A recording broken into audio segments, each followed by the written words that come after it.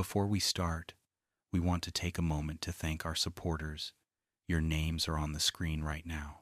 Our channel was recently demonetized because of the nature of these stories, which is a huge hit for a small team like ours. If you enjoy what we do and want to help us keep posting new stories, you can find the donation link in the comments section. Thank you so much for standing by us. He asked to borrow my charger with a smile that didn't quite match the nervous way his fingers toyed with the frayed cord in his hand. And before I could point to the outlet by the couch, he was already stepping close enough that the scent of rain on his hoodie mixed with the coffee on my breath and turned the small room into something warmer than it had any right to be.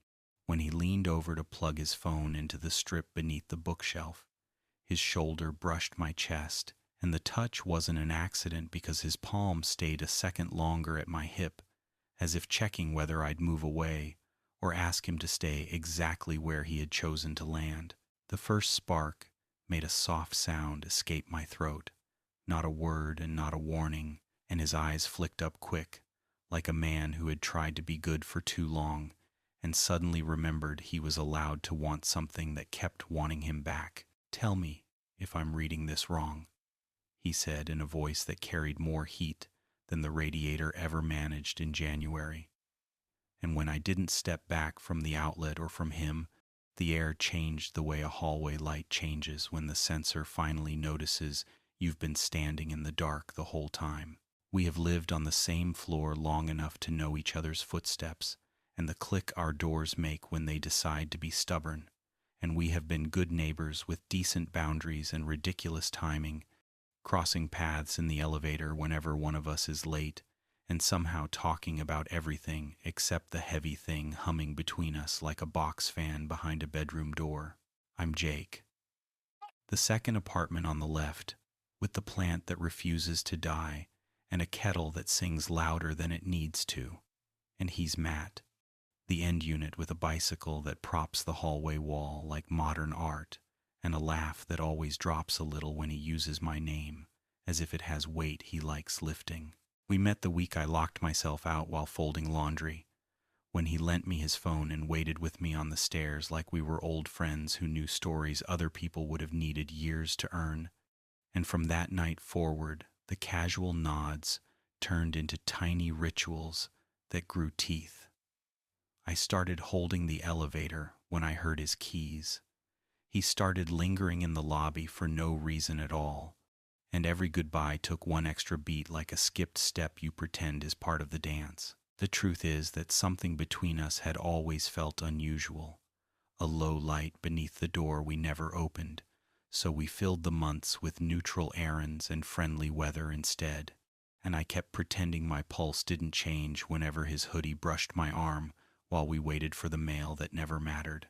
Tonight the rain led him to my door in the kind of way storms do when the building Wi-Fi hiccups and phones die at exactly the wrong moment, and he knocked with 3 short raps that sounded like a joke we had told before, asking if I had a spare charger because his was finally done pretending it worked.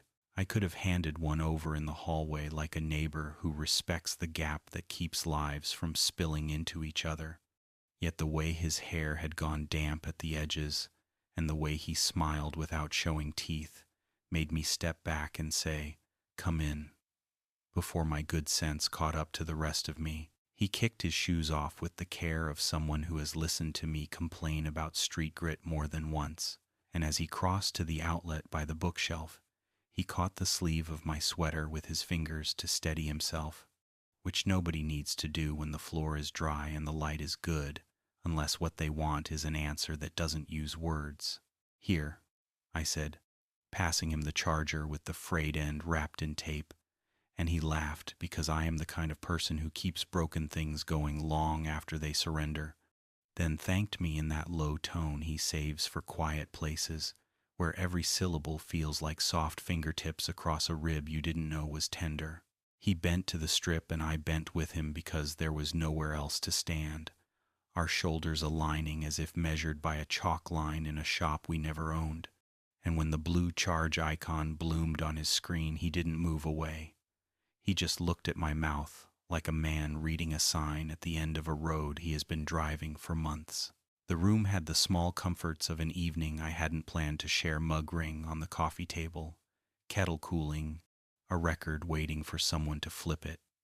And he smiled at the mess the way a person smiles when the thing they want most lives inside the life of another person, ordinary and open and ready if asked.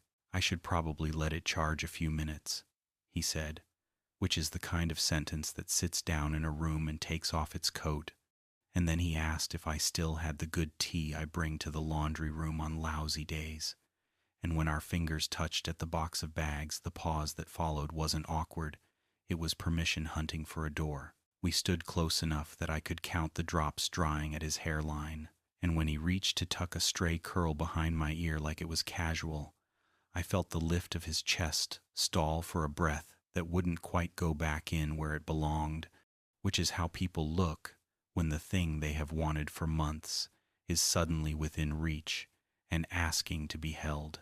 The kettle hissed in the background like a stage whisper joining a scene that didn't need help, and I found myself laughing because the moment was both ridiculous and perfect. Two grown men pretending a dead phone had dragged one across the hall when every hallway for weeks had been trying to shove us together. He touched my waist with the careful curiosity of someone testing the strength of a bridge they built alone at night, and when I didn't flinch, he let his palm settle with a steadiness that turned my knees into unreliable furniture, the kind that creaks and invites you to sit anyway. "Tell me to stop and I will," he murmured, not taking his eyes off mine, not pretending he meant anything else, and I answered by stepping into him until the radiator clicked, and the rain on the fire escape softened into white noise that wrapped the room like cotton. His breath touched my cheek before his mouth did, because good men are patient even when patience has started to taste like hunger, and the space between us narrowed to the size of a decision we had both already made, which is why when the first kiss finally happened it felt less like crossing a line and more like turning on a light that had been waiting to warm the room since the day we moved in. The first kiss didn't crash, didn't stumble, didn't feel like something borrowed in the dark. It landed like a truth finally spoken, slow at first, then deeper, pulling me in so firmly that I forgot about the hum of the radiator and the sound of rain ticking against the fire escape. Matt's hand at my waist tightened, steady, deliberate, and the groan that escaped his throat as my fingers slid into his damp hair sounded like a secret finally breaking free after months of hiding behind neighborly smiles. We kissed until my lungs ached, pulling apart only long enough to breathe each other's names into the small space between us, and then we kissed again because neither of us had waited this long to stop after just one. The glow from the kitchen lamp painted the side of his face in amber, shadows stretching along his jawline, and I caught myself thinking how many nights I had imagined this exact sight while pretending I was just making tea or scrolling my phone. His thumb brushed over my lower lip, testing, almost reverent, before he leaned in once more, his breath warm and unsteady. "I've wanted this for so long," he whispered, as though admitting it too loudly might break the spell. I laughed softly, pressing my forehead to his. "Then why the hell did you wait until you killed your charger?" That cracked the tension just enough for both of us to laugh, the sound mixing with the storm outside. But the laughter dissolved quickly when his hand slid under the hem of my sweater, fingertips grazing bare skin. The touch wasn't rushed, it was careful, exploring, and yet the heat of it sent a shiver through me so strong I had to grip his shoulder to stay steady. When I gasped, his eyes flicked to mine, searching for permission, and I answered by pulling him closer until there wasn't a breath of space left between us. He kissed me harder then, no hesitation left, his body pressing me back toward the couch. The cushions caught us in a mess of damp hoodies, tangled towels, and laughter breaking between kisses. Every second a swing between urgency and sweetness, between hunger and care. It felt like all the months of pretending had built to this: every late-night hallway nod, every too-long look in the elevator, every brush of his hand when we traded mail, and now we were finally letting the dam break. Outside, the thunder rolled low, the storm dragging its voice across the city. But inside my apartment, the only storm that mattered was the one between us, messy and electric, filling the small room with heat and the sound of two men who were done being careful. When he pulled back just long enough to look at me, his lips swollen and his chest heaving, his smile was the kind of smile that undoes you. "This changes everything," he said, not as a warning but as a vow, and all I could do was nod, my hand cupping his jaw, my voice low but certain. "Good, because I don't want it to stay the same." The second I nodded, Matt moved with a certainty I'd never seen in him before. His mouth crushed against mine, hungrier now, our teeth clashing until laughter spilled between us, only to be swallowed by another kiss even deeper than the last. His hoodie was damp from the rain, but I grabbed fistfuls of it anyway, tugging him closer until he finally yanked it off and tossed it aside, leaving him in a t-shirt that clung to his chest in a way that made my breath catch. He pushed me back onto the couch, his knee sliding between mine, his body hovering over me with just enough pressure to remind me how strong he was, how long he'd been holding back. When his lips left mine to travel down my jaw, then to my neck, the scrape of his teeth made me gasp so loud the radiator seemed to hiss in agreement. "Jake," he murmured against my skin, his voice rough. "Do you know how many times I've stood in the hallway wanting to do this?" I tilted my head back, threading my fingers through his hair, answering with a moan instead of words, because yes, I had known. Every pause at the mailbox, every extra second in the elevator, every smile that lingered too long had screamed it, and now all of that tension had finally boiled over. His hand slipped under my sweater, sliding across my chest with a deliberate slowness that made me arch into him. When I tugged my sweater off, his eyes flicked over me with an intensity that made me feel seen in a way I hadn't expected. "You're even better than I imagined," he whispered, his lips brushing my collarbone before crashing back up to meet mine. The storm outside built to a crescendo, thunder shaking the windows, rain hammering the fire escape, and it felt like the world itself was echoing the chaos we'd unleashed in my living room. The cushions shifted under us as we tangled deeper, laughter breaking between groans, every second a mix of messy joy and sharp need. It wasn't perfect, it was better, raw and real. Two men who had circled each other for months, finally colliding in a way that left no space for doubt. When he finally slowed, his forehead pressed against mine, both of us panting. His voice came soft but steady. "I'm not going to pretend after this. Not in the hallway. Not in the elevator. Not anywhere." And for the first time all night, my voice didn't shake when I answered, "Good, because neither am I." The storm softened outside, the thunder rolling farther into the distance, but inside the apartment the air still buzzed like it had a charge of its own. Matt was sprawled half on top of me, his chest rising and falling against mine, our damp clothes scattered across the couch like proof of what we'd just done. For a long moment, neither of us spoke. We just listened to the rhythm of our breathing, the radiator's steady hum, and the rain dripping from the fire escape. When he finally lifted his head, his hair stuck to his forehead, and his eyes were wide, not panicked, but raw, as if he was still trying to believe this was real. His hand lingered at my chest, thumb brushing absently against my skin, like he couldn't quite stop touching me even as he searched for words. "Jake," he said quietly, "we can't go back to the way things were, can we?" I smiled, cupping his face with one hand, pulling him down until our foreheads touched. "Would you even want to?" I asked, my voice low, steady. He laughed softly, breathless, shaking his head. Not for a second. The kiss that followed was nothing like the frantic heat of before. It was slow, grounding, the kind of kiss that carried weight instead of urgency. It tasted like relief, like certainty, Like two men who had finally stopped pretending, my hand slid up his back, anchoring him to me, while his fingers threaded through mine, a quiet promise in the simplest of gestures. When he pulled back again, his grin was crooked, boyish in a way I hadn't seen before. You know, this means I'll be at your door a lot more often than just to borrow chargers, right? I chuckled, tugging him closer. Good. I'll make sure they're always dead, just in case. We both laughed then, the tension melting into something lighter, easier, but under the humor there was a steadiness, a shared understanding that what happened tonight wasn't just physical, it was a shift, a beginning, the start of something neither of us would have the patience to ignore anymore. Outside, the rain eased into a drizzle, the city exhaling after the storm, and in that moment I realized the same thing was happening between us.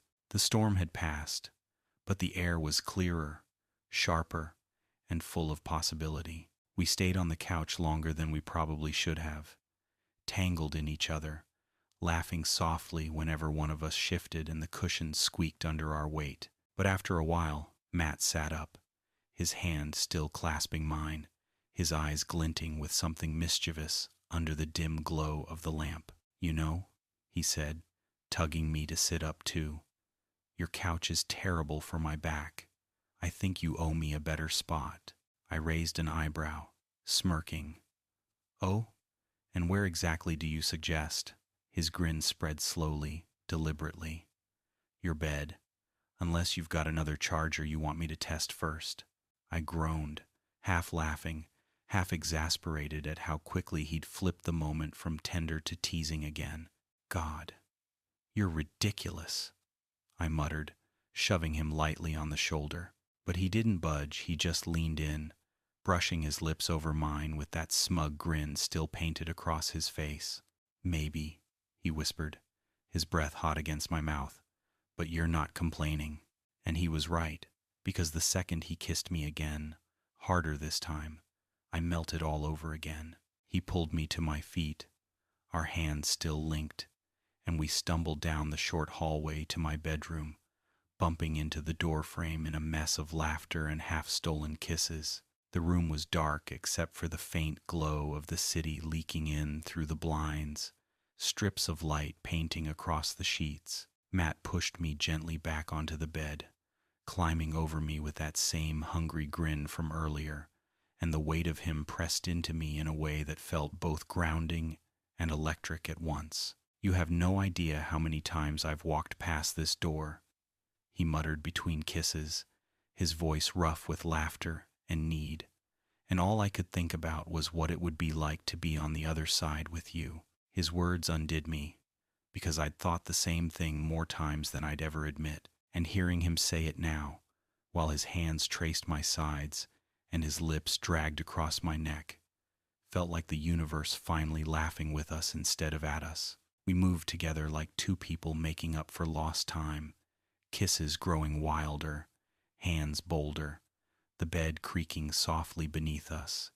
It wasn't careful anymore, it was playful, messy, full of heat and laughter and soft groans that filled the room like music. And when we finally slowed, both of us breathless, tangled in the sheets, his hand found mine again, squeezing tight as he whispered against my ear, I'm never borrowing anything small again. Next time, I'm coming straight for you. The city light cut across the blinds in pale gold stripes, stretching over the tangled sheets, our damp shirts on the floor, and the way his chest rose and fell against mine as though he'd finally let go of something he'd been holding for years. For the first time all night, the room felt still. The storm outside had quieted. The radiator hummed steadily, and in that calm I realized how much I didn't want this moment to end. Matt lay half on top of me, his head tucked against my shoulder, his breath warm against my skin. Every so often, he pressed a soft kiss there, not urgent like before, but lingering tiny reassurances that made my chest ache in the best way. I threaded my fingers through his hair, absently combing out the damp strands, and asked quietly, How long? He lifted his head, his eyes catching the faint light, and for once, he didn't hide the truth. "Since the first time you smiled at me in the laundry room," he said. His voice was steady, but his hand tightened against my chest, as though bracing for me to laugh. I remember thinking, God, if he's even half as kind as he looks, I'm done for. I let out a soft laugh, brushing my thumb across his jaw. Funny, because I remember thinking, don't stare too long, Jake. He'll notice. Our laughter met in the space between us, muffled by another kiss, slower this time, heavy with the weight of everything we had just admitted. We lay there for a while, trading small truths in the dark. How many times he'd lingered by the elevator just to catch a few extra seconds with me. How many excuses I'd made to check my mail at odd hours, hoping he'd be there. Each confession was a puzzle piece, clicking into place until the picture was clear. We hadn't just stumbled into this. We had been orbiting each other for months, maybe longer, and tonight was simply the moment gravity finally won. When he shifted again, rolling onto his side to face me, his expression softened in a way that made my chest tighten. "This isn't just tonight for me," he said quietly, his thumb brushing my knuckles as he laced his fingers through mine. "I don't care if it complicates things in the building or if people start guessing. I want this. I want you." My throat tightened at the certainty in his voice, at the way his eyes didn't waver from mine. I squeezed his hand, smiling. "Good, because I'm not letting you go back to being just a neighbor, Matt. Not after this." His smile spread slowly, like the relief he'd been carrying finally had room to breathe, and he kissed me again, soft, unhurried, as if sealing the promise into the night. We drifted there together, wrapped in each other and the quiet hum of the radiator, the city lights keeping watch, and I realized I wasn't worried about tomorrow anymore. Tomorrow would come, and with it, the world outside our building. But tonight belonged to us, and it was enough. I woke to the smell of coffee, strong and rich, drifting down the hallway like an invitation. For a second, I thought I had dreamed it all, the storm, the kisses, the way Matt had whispered my name like it meant more than just a door plate at the end of the hall. But then I rolled over and saw him standing in my kitchen, barefoot, in nothing but sweatpants, pouring coffee into 2 mugs as if he'd done it 100 times before. The sight made me laugh, soft and disbelieving. "You're acting like you live here," I teased, my voice still rough from sleep. He turned, grin wide and unashamed, holding up the mug like an offering. "Maybe I should," he shot back, walking toward me. We sat side by side on the couch, sipping from steaming mugs, the sheets from last night still tangled at our feet. It should have been perfect, and it was until a sharp knock rattled the door. Matt and I froze, our eyes meeting in panic. The knock came again, followed by a familiar voice. "Jake? You up? I need to grab that package for 7B. The delivery guy left it with you yesterday." It was our neighbor, Mrs. Kaplan, the one who noticed everything and missed nothing. Matt's face drained of color, and he mouthed, "What do we do?" as if the world might collapse if she walked in and saw him here. I almost laughed, because after everything that had happened, the storm, the couch, the bedroom, this felt like the most dangerous moment yet. I set my mug down, leaned over, and kissed him quick, reassuring. "Relax," I whispered. "We're not hiding." I stood, smoothed my hair with one hand, and opened the door just wide enough to smile at her. "Morning, Mrs. Kaplan." "Yep, got your package right here." She peered over my shoulder, eyes sharp, and I knew she saw the extra mug on the table, the second pair of shoes by the door, the unmistakable shape of Matt sitting shirtless on my couch. Her eyebrows arched, but she only smiled as she took the box. "Well," she said, her voice sly, "I guess the storm was good for more than the plants last night." And with that, she winked and walked down the hall, leaving me standing in the doorway, equal parts mortified and relieved. When I turned back, Matt was laughing so hard he nearly spilled his coffee. "Guess we're not very subtle, huh?" he said, shaking his head. I grinned, closing the door, my chest light. "Good. I'm tired of being subtle." The hallway was quiet again after Mrs. Kaplan's footsteps faded, but the weight of her words lingered in the air like smoke. Matt sat on the couch, his mug balanced in his hands, grinning like someone who'd just gotten away with something dangerous and thrilling at the same time. When I crossed back to him, he shook his head and laughed under his breath. "She knows," he said. "She definitely knows." I sat beside him, bumping his shoulder with mine. "Of course she knows. She's known since the day you started lingering in the lobby, for no reason. She just didn't say it out loud, until now." That made him laugh harder, his smile breaking wide. But when he set his mug down and turned to me, the humor in his eyes softened into something steadier. "And you're really okay with that? With people noticing?" I reached out, lacing my fingers with his. "For months, I was scared of anyone finding out what I felt," I admitted. "But last night proved something. I don't want to keep this quiet anymore. Not with you." His grip tightened around mine, and for a moment he didn't speak, just looked at me as though committing the words to memory. The morning light spilled through the blinds, painting strips of gold across his bare chest, and I thought about how different this felt compared to all the nights before. We weren't circling each other anymore, weren't dancing around hints and glances. We were here, together, and it felt inevitable. Matt leaned forward, pressing his forehead to mine. "Jake," he said softly, "I'm in this for real. No pretending, no games. If you'll have me, I want more than just borrowed chargers and casual neighbor chats. I want us."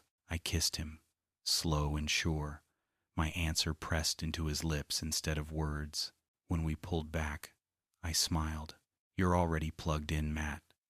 Good luck trying to disconnect now." He groaned, laughing. "God, even your cheesy lines are going to ruin me." We sank back into the couch, tangled in each other, sipping the rest of our coffee while the building slowly woke around us, doors opening, footsteps in the hallway, the sound of the elevator groaning to life. For once, I didn't care who heard or saw, because the truth had stepped into the light, and it wasn't scary, it was freeing. Later, when he finally stood to leave, hoodie pulled back over his head and hair still messy, he paused at the door. "I'll probably be back in a few hours," he said casually. I raised an eyebrow.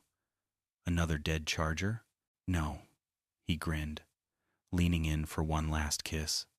"Just me, wanting more." The door closed behind him, and for the first time in months, maybe years, I felt like the story of us had just started. If you're still here, thank you for making it to the very end of this story. Every view, every listen, every comment matters more than you know. So tell us, what moment hooked you the most? Was it the kiss by the outlet, the laughter on the couch, or Mrs. Kaplan nearly catching them red-handed? Drop a comment and let us know you made it all the way here. We read every single one, and your words keep this little community alive. All donation would be much appreciated. All donors will be mentioned in the next video. Thank you.